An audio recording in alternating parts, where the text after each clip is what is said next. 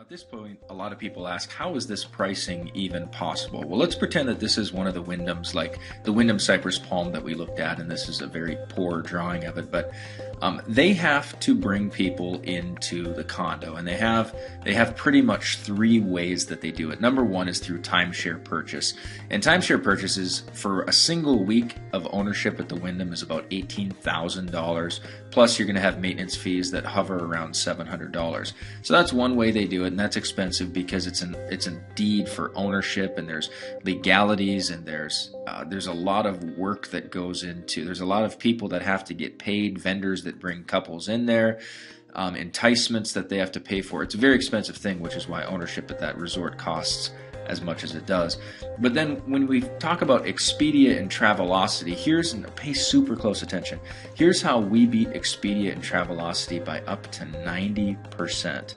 Because when the resort gets exposure on Expedia and Travelocity or Hotels.com or Bookit.com, a lot of times we think that Expedia or Travelocity is like Google, where if you search for condos near Disney in Expedia, just like Google, Expedia pulls down and searches the web, and then out of the goodness of their heart, they pull up the very best deal. Well, that's what we think, and that's what I used to think, but as I got into the industry a little bit deeper, I realized that Expedia and Travelocity are pretty much a sophisticated classified ad platform.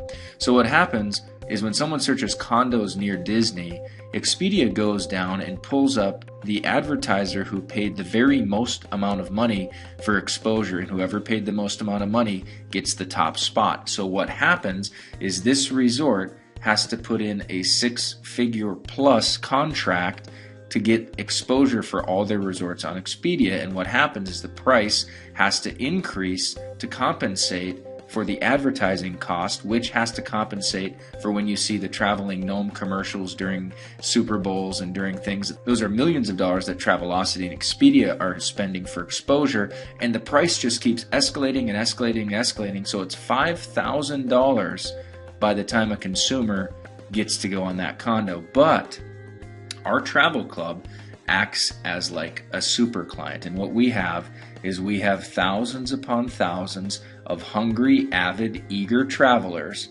But here's the thing.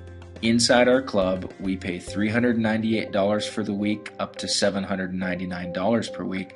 But the cool thing is, with our initiation fee, it funds an admin that goes to these resorts and negotiates the lowest possible deal. So what we're able to do is tell this resort, listen, you can get exposure, and I know this is getting a little messy now, but we say you can get risk-free, meaning it doesn't cost any advertising, and we'll give your resort exposure to our club, but we're only going to send you $500 per unit, but we can fill up 10 units per week, all week, every year, all year, and we negotiate with these things. So what happens is our club becomes a super entity, and we create more volume for the resort in a risk-free fashion. This is how we're able to get prices at $398 versus $4,000. But let's get out of America real quick.